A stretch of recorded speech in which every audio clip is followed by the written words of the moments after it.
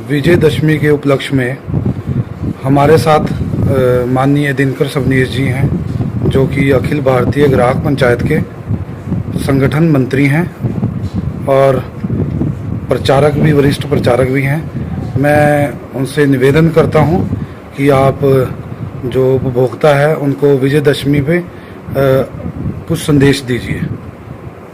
सभी ग्राहकों को मेरी ओर से, अखिल भारतीय ग्राहक पंचायत की ओर से विजयदशमी पर्व की शुभकामनाएं देता हूं। अभी ये त्योहारों का सीज़न चल रहा है।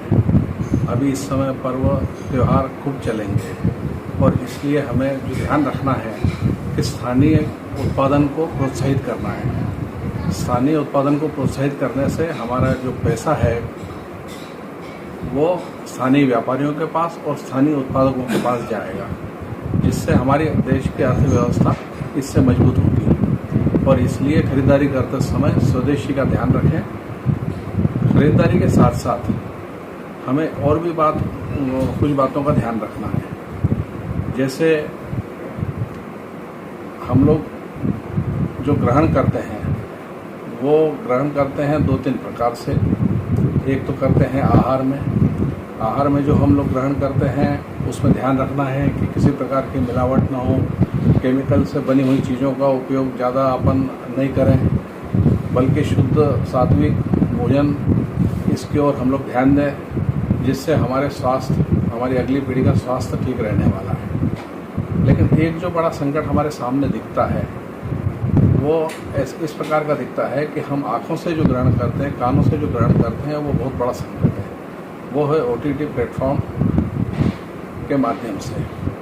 उस पर हम देखते हैं कि किस प्रकार के हिंसात्मक दृश्य दिखाए जाते हैं, किस प्रकार से अश्लील संवाद उसमें होते हैं, महिलाओं के प्रति हिंसा और अत्याचार उसमें दिखाया जाता है। दुनिया में सबसे अच्छी मानी जाने वाली सेना, भारतीय सेना, इसके बारे में अपमानजनक दृश्य उसमें दिखाए जाते हैं और उसका असर नई पीढ़ी पर क्या होता है इसको समझने की आवश्यकता है।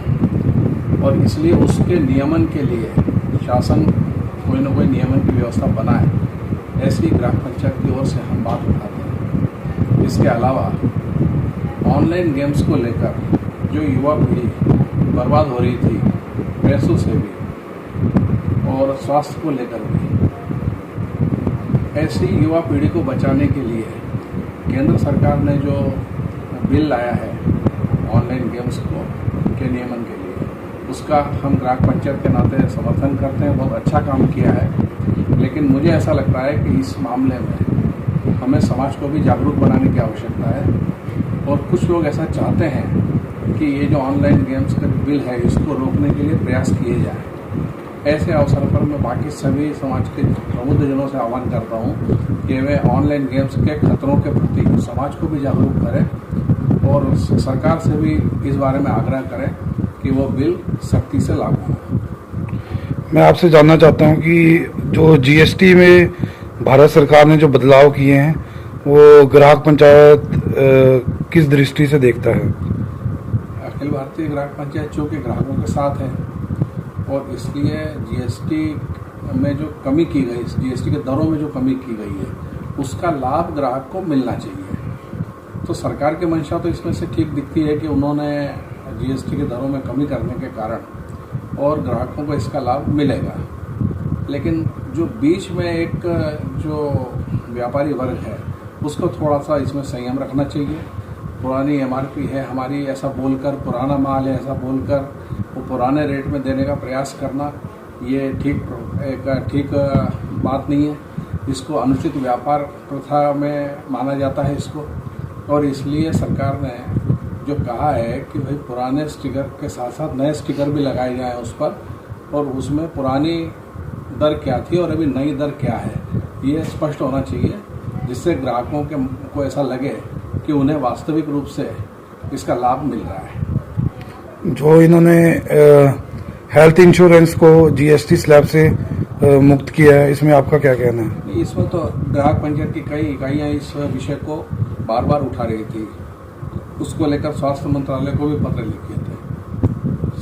हेल्थ इंश्योरेंस वाला विषय तो ऐसा ना लोगों के जीवन से जुड़ा विषय है।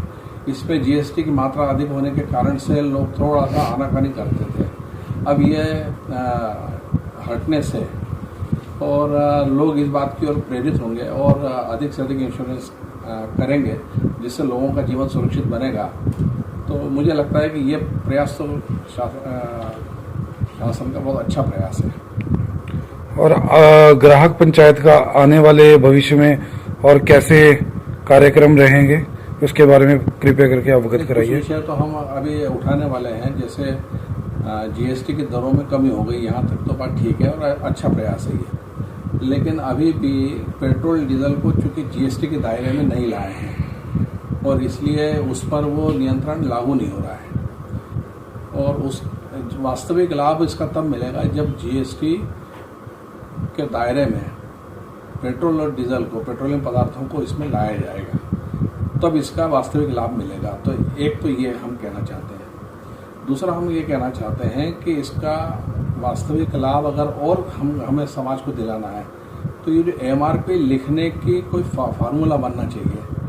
अभी एमआरपी लिखने का कोई फार्मूला न होने के कारण से जिसके मन में जो आता है वो वैसा एमआरपी वो लिख लेता है। और विशेषकर ये दवा के क्षेत्र में सबसे ज़्यादा है। दवाओं में एमआरपी ये इतनी ज़्यादा लिखी रहती है और दवाएं चूँकि व्यक्ति मजबूरी में लेता है और इसलिए उसमें लूट की संभावना ज़्यादा दिखती है। इसलिए हमारा ऐसा कहना है कि एमआरपी लिखने का कोई फार्मूला बने और उसके लिए दवाओं के लिए जो एनपीपीए बना हुआ है वो अपना काम अगर अच्छे से करे तो फिर मूल्य निर्धारण उसके अगर ठीक प्रकार से होते हैं तो ग्राहक को वास्तविक उसका लाभ मिल सकेगा। धन्यवाद भाई साहब। ये थे दिनकर सबनीर जी, जो अखिल भारतीय ग्राहक पंचायत के राष्ट्रीय संगठन मंत्री थे, जिन्होंने आपको अलग अलग कार्य और चीज़ों के बारे में अवगत कराया। हम चाहेंगे इसी तरह ये ग्राहकों को आवाज़ जो है ऐसे बुलंद करते रहें। धन्यवाद जी।